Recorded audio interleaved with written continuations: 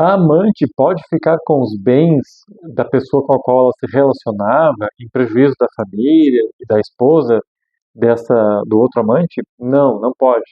No direito brasileiro não é permitido a bigamia. O direito brasileiro adota o ordenamento jurídico a monogamia.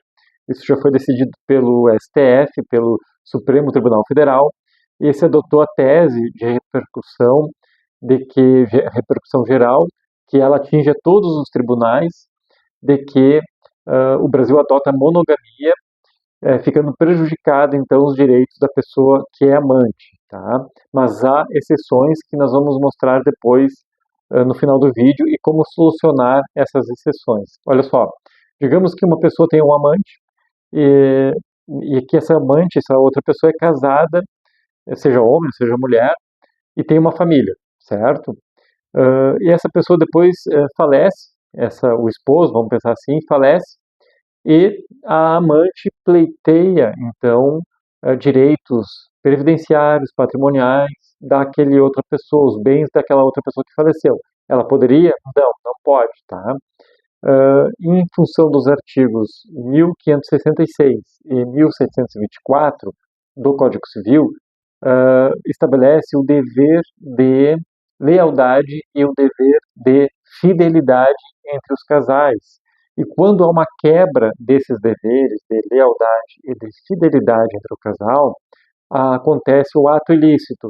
E o ato ilícito não gera efeitos, certo? Não haverão efeitos daquele ato ilícito que é a relação entre os amantes, que é considerada uma relação de concubinato, ou seja, uma relação não oficial. E não adotando o direito brasileiro, então, não reconhecendo a união estável entre aquele casal de amantes, né, o patrimônio da família fica, então, preservado, certo? Mas haverão duas exceções, tá? Então, a amante não conseguirá requerer os bens patrimoniais daquele que faleceu, do seu cúmplice, tá? Do esposo. E a família pode ficar protegida. E também não conseguirá pleitear indenizações e pensões em referentes a aspectos previdenciários. Ela não vai conseguir pensão por morte, ela não vai conseguir ficar com a aposentadoria do falecido, certo? Porque esses atos são atos ilícitos e eles não geram efeitos. Então, não se pode entregar o direito quando o ato ilícito o ato está viciado por alguma atitude ilícita, que foi no caso dos amantes, ok?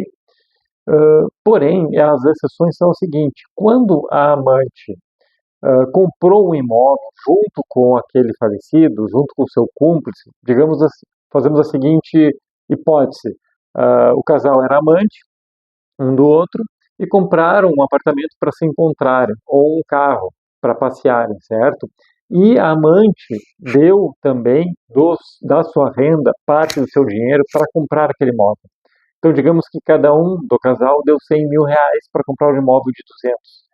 Neste caso, a amante, comprovando de forma robusta, né, de forma contundente, de forma congruente, ela vai sim poder requerer que a parte daquele imóvel venha para si, ou então que seja indenizada no valor que ela proporcional ao que ela pagou daquele imóvel, certo? E seria justo, obviamente, porque ela retirou parte do dinheiro dela para comprar o imóvel para ela. Porém, essa relação passa da relação de família, não é uma relação de família, passa a ser uma relação obrigacional.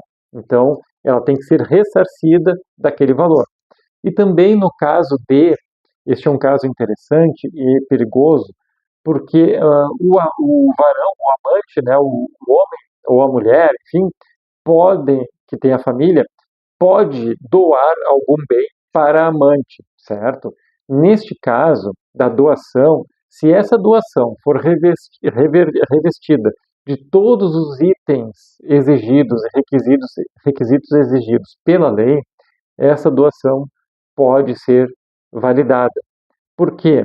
Porque todos nós podemos, pela lei, dispor do nosso patrimônio. Eu posso doar meus bens para qualquer pessoa, desde que eu não ultrapasse a legítima. O que é a legítima? A legítima é a metade dos bens que eu tenho. Porque se eu tiver herdeiros necessários, que são os filhos, a esposa, a metade desses bens é a legítima e pertencem aos meus herdeiros necessários. Então eu não posso transferir metade dos bens, só a outra metade, a metade disponível. Se ele doou da metade disponível, ou então ele tinha meios de subsistência, se ele tinha outros imóveis, outros carros, tinha salário, para cobrir a sua subsistência, ele pode sim doar, certo? E essa doação será considerada válida, porque as doações exigidas, cumpridas as exigências das leis, elas são eficazes e nada pode impedir alguém de doar parte do seu patrimônio. Então há aí um perigo quando ocorrem as doações aos amantes, certo? E agora eu vou explicar a solução para que você possa se defender melhor se você estiver desconfiado, desconfiada que o seu esposo esteja tendo uma relação extraconjugal. Olha só, você pode adotar a seguinte atitude: quando comprar novos bens a partir de agora, ou até com os que já foram comprados, você pode estabelecer contratos patrimoniais. Faça contratos patrimoniais com o seu esposo, com a sua esposa, dizendo que aqueles bens, e especifique os bens, pertencem exclusivamente ao casal, certo? Isso vai proteger os seus bens e vai impedir que a amante possa requerer esses bens. Ao mesmo tempo, no caso da doação, faça também um contrato, certo?